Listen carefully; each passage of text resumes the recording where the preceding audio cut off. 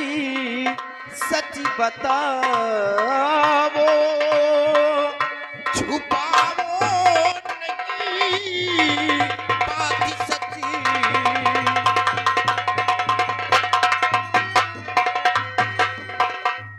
बोलो बहन, बात क्या है? आप इस तरह जो बिलक कर रो रही हैं, और दादा और दादी जी घर में कहीं दिखलाई नहीं दे रहे हैं। भैया रात घर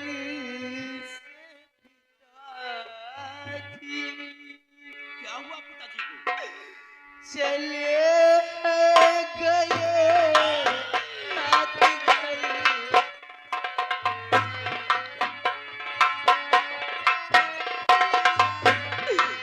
रात घर से पिताजी चले गए, रात घर से पिताजी चले गए, साथ में अंधी माँ को है भी ले गए, साथ में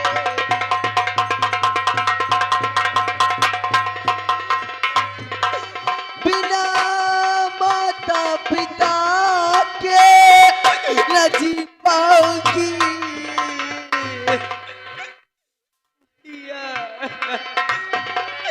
बिना माता पिता के न जी पाऊंगी, साथी अपने मुझे क्यों ले गई,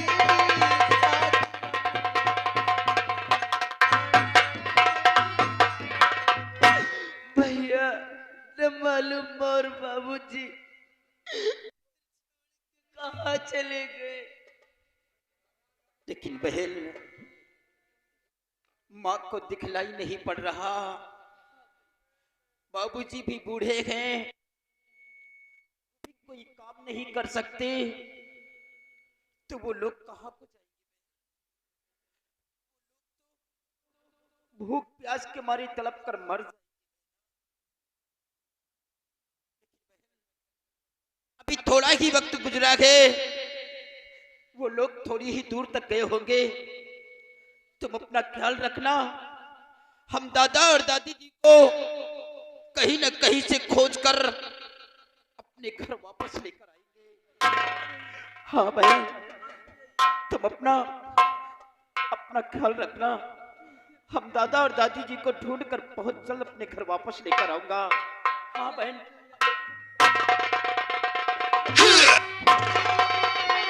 तो होश में हो या बदहोश, मैं तुम विमल होश मैं हो या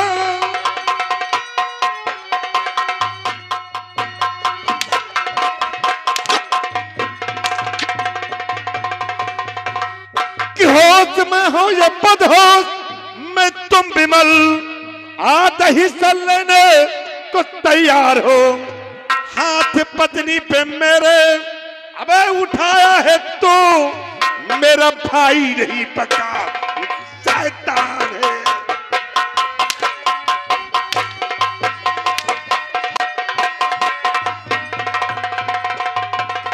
हाथ पत्नी पे मेरे अबे उठाया है तो मेरा भाई नहीं पका, शैतान है।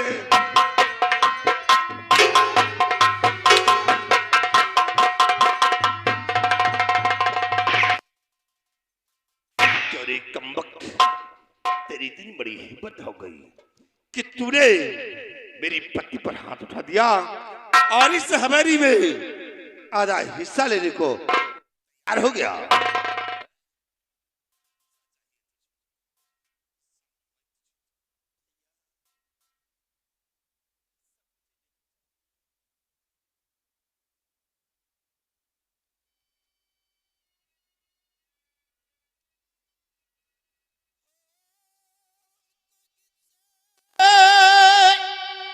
कि कोई जरूर लगी हो कहीं से कि कोई जरूरत लगी बड़े भैया मैं तुमसे बतला रहा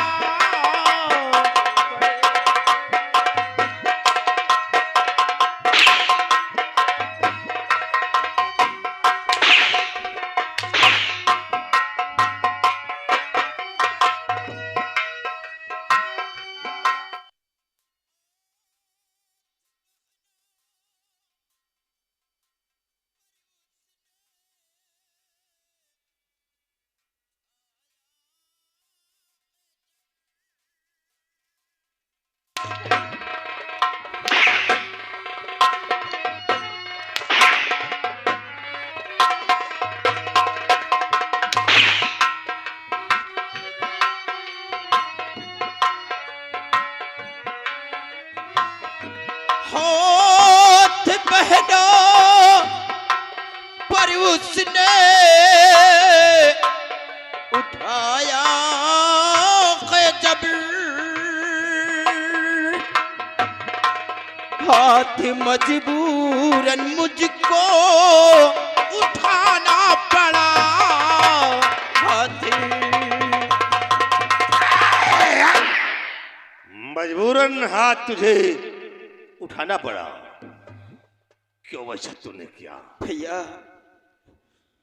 अगर उस वक्त मेरी जगह पर आप होते तो जो मैंने किया है शायद आप भी वही करते।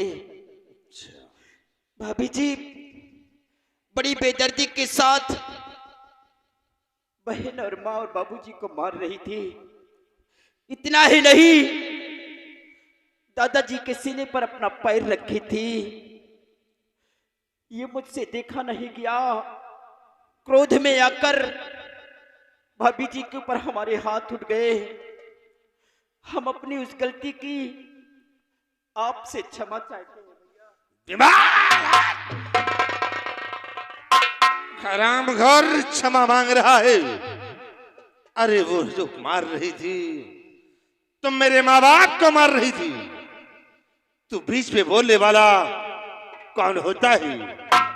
कौन है तू बीच में बोलने वाला? आप सच कहते हैं भैया कि मार रही थी तो आपके माँ बाप को मार रही थी। मैं कौन होता हूं आप लोगों के बीच में बोलने वाला? लेकिन भैया दादा और दादी जी ने हमारी परवरिश किया है। मुझे कभी एहसास नहीं हुआ कि इस दुनिया में हमारे माता पिता नहीं है। इस नाते थोड़ा सा तो अधिकार हमारा भी बनता है भैया। उन लोगों ने तेरी परवरिश की, तुझे माँ बाप का प्यार दिया और तेरे साथ में हम लोगों ने कुछ नहीं किया। मैं ये नहीं कहता कि आपने हमारे साथ में कुछ नहीं किया के आपने भी सगे भाई से बढ़कर मुझे प्यार दिया के कभी मुझे एहसास नहीं हुआ कि आप हमारे सगे भाई नहीं है। अच्छा, और उसी का नतीजा तूने क्या दिया है? क्या आज मेरी पत्नी पर हाथ उठा दिया और इस हवेली में आधा हिस्सा लेने को तैयार हो गया? वाह भैया वाह। मैं तो सोचा था कि जिस वक्त हमारा भाई ये शब्द सुनेगा कि मेरे माँ और बाबूजी को मार रहे हैं तो क्रोध से भड़क उठेगा। लेकिन आज हमारा वही भाई उस माँ बाप को भूल गया जिस माँ बाप ने जन्म दिया, से पाल कर अपनी बराबर का किया और दिल के अंदर हमेशा यही सोचते रहे कि एक दिन हमारे बुढ़ापे का सहारा बनेगा हमारा औलाद। और आज वही औलाद अपनी पत्नी का चेहरा देखकर गिरगिट की तरह अपना रंग बदल दिया है। राम घर तो मुझे नसीहत दे रहा है। नसीहत नहीं, सच्चाई सबको कड़वी लगती है भैया। हरामखोर, तूने जो कुछ किया है अपने हक में अच्छा नहीं किया है। पेमाल सैंगो,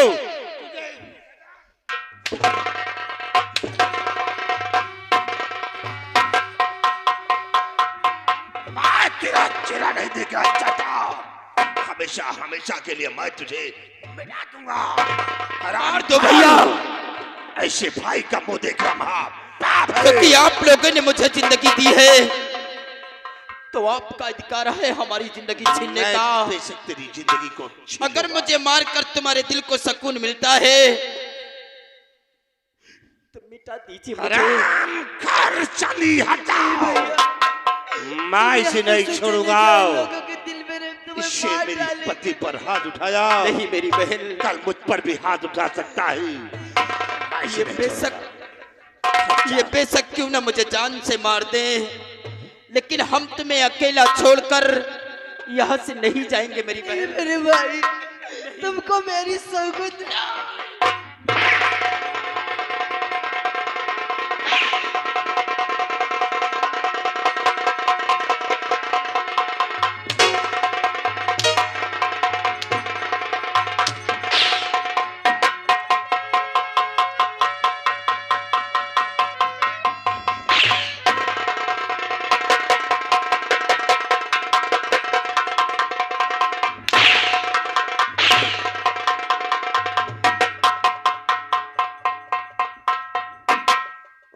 हरामखोर, दिखा दिया अपनी असलियत, दे दिया उस कुत्ते को अपनी सौगंध और यहां से उसे भगा दिया।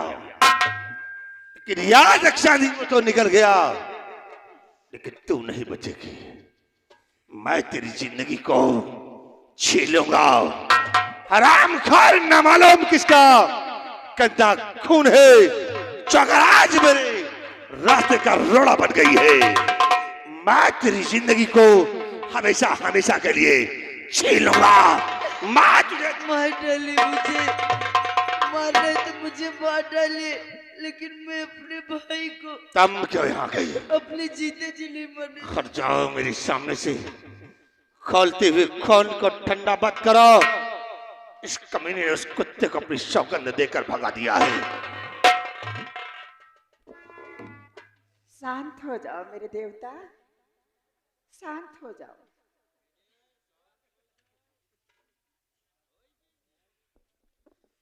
प्रिय, बहुत गलत वक्त पे आई हो तुम, चली जाओ। मैं इसकी सूरत नहीं देखना चाहता हूं। इससे उसी को सौगंध देकर यहां से भगाया है, लेकिन मैं इसे नहीं छोड़ूंगा। मैं इसे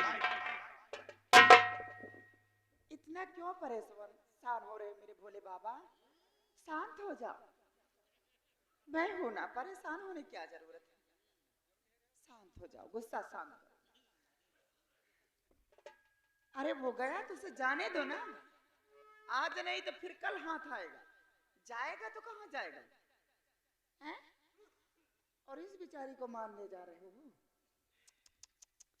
अरे स्वामी जी, अगर इसे मार दोगे तो घर का काम काज कौन करेगा? जरा सोचो मेरे देवता, मेरे भोले बाबा। प्रिय, वाकई में तुम ठीक कहती हो।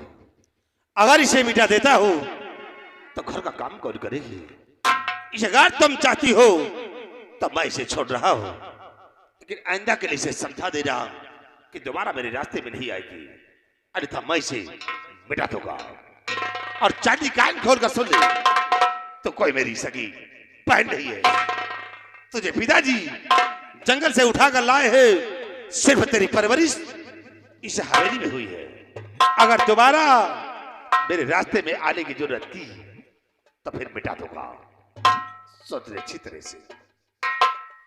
भाभी जी,